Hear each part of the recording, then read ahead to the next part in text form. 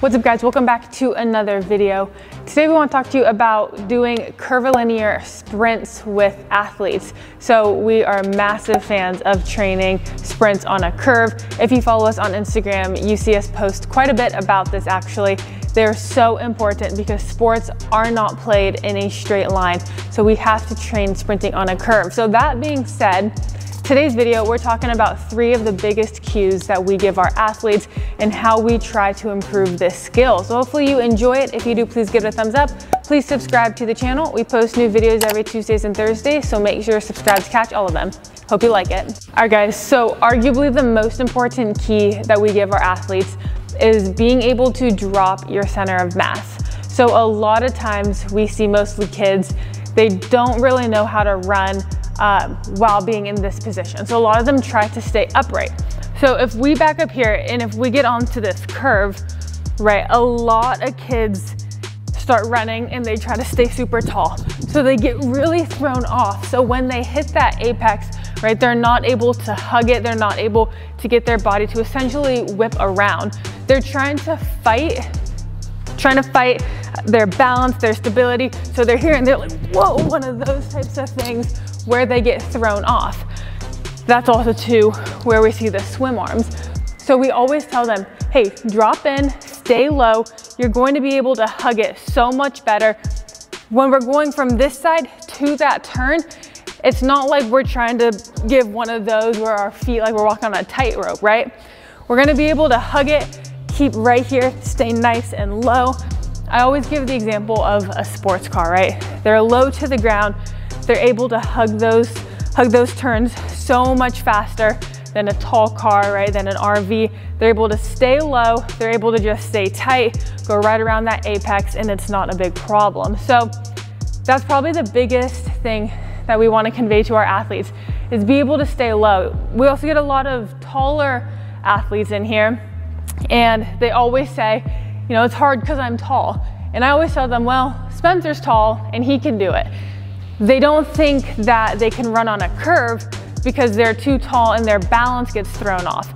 So when we tell them, hey, drop in, stay low, get into this position, right? You can be a little bit more upright as you're coming into it right here, but as soon as you need to really turn, boom, drop in, stay low, you're able to whip just right around. So even if you're tall, you can still do it.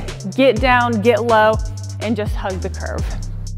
All right, so number 2, building off of getting your center mass low, it's gonna be lean in and lead with your head and shoulder.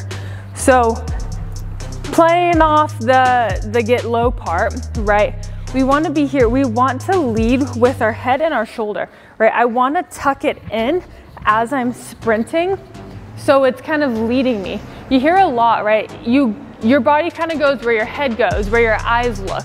So I want to make sure that as I'm going around, right, I don't want my body to be this way and I'm trying to curve this way, right? My upper body, it's upright essentially. Oh, my cone. It's upright essentially, right? As I'm going this way, upright, but as I start to curve, if my head and shoulder doesn't come with, then I'm having part of me head like go this way, part of me go this way. So you really have to lean in, lead with your head, dip it as you go. And you know, sometimes we get kids who take that as like, they run like this. Don't do that, that's stupid, right? When we say lead with your head, lean in, it's just dipping that shoulder, boom, getting that thing low so it can help whip you around, so it can take you where you want to go. Number 3, I'm sure you guys could tell based on everything we've said, keep your balance. So the way we keep our balance is number 1, low center of mass. Number 2, leading with our head, leading with our shoulder. But the next part of that is understanding the footwork. So the inside leg is stability, the outside leg is for power. We want to make sure we're still using our arms, right? No swimming as we go. So when it comes to our feet, like I said, inside leg stability, outside leg power. A lot of kids just try to run normal through a curve. So if I just take big steps, right? It's like, whoa, it's really hard to get that curve around, right? I gotta kind of work on my steps. If I'm trying to walk in a circle, right? And if I do baby step with a big step outside, I'm gonna start walking in a circle like that. But if I just take normal steps, I go straight. So the same thing applies here. I have to adjust my steps. So I'm here, this one takes a little bit smaller, my inside leg, my right leg, and my left leg, right? That's my power leg as I'm going around. If I come this way, I flip it, right? Baby steps, boom, power with my left. So get your steps right, lead in with your head, with your shoulders, as we spoke about in the second key. And you wanna make sure your body's in line too, right? So we have some kids too, they try to run and then their legs are going this way, but they're leaning the other way. And that's not gonna help you whatsoever. Your body's gotta stay in line. And lastly, about the swim arms, a lot of kids have problems running with arms, right? Just in general. But when it comes to this, they're trying to keep their balance by going one of those, right? We've all seen it. We've all probably done it, right? I've done it. As we're going and it's like, holy shit, right? You're trying to turn, but you can't really turn. Make sure you keep your arms in line, right? They're going to help you. They're going to keep your feet right? I'm still here. My arms are still pumping as I go. I'm not having to go one of those.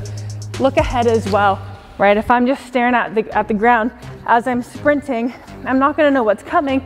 So then all of a sudden it's just, oh shit, I'm trying to turn, right? Look ahead, know what's coming.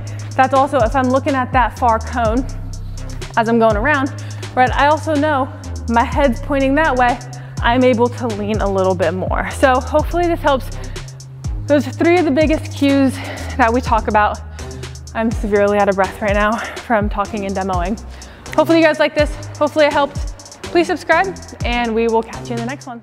What's up guys? Also make sure you check out our online programs if you're interested. We have a whole bunch to choose from. We have some program packages. So one-time purchase, you get the whole program. We got Shred from the Start, our snowboard program. We got some full body packages as well. Do at your own risk is our most challenging. And then upper echelon, that is a full upper body program. So you check those out. We also do customizable programs. So you can head over to our website. The link is in the description. On our customizable page, you can see we got general programs, we have athlete programs.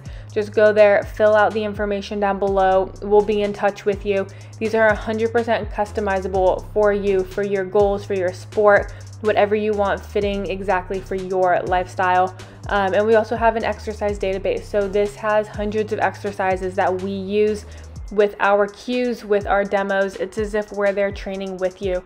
You get to see how we do things, and we update it all the time. We add new ones, we add adjustments. So especially if you're getting one of our program packages or the customizable, this is an awesome addition to have, because like I said, it's pretty much us there training with you. So make sure you check them out and get started.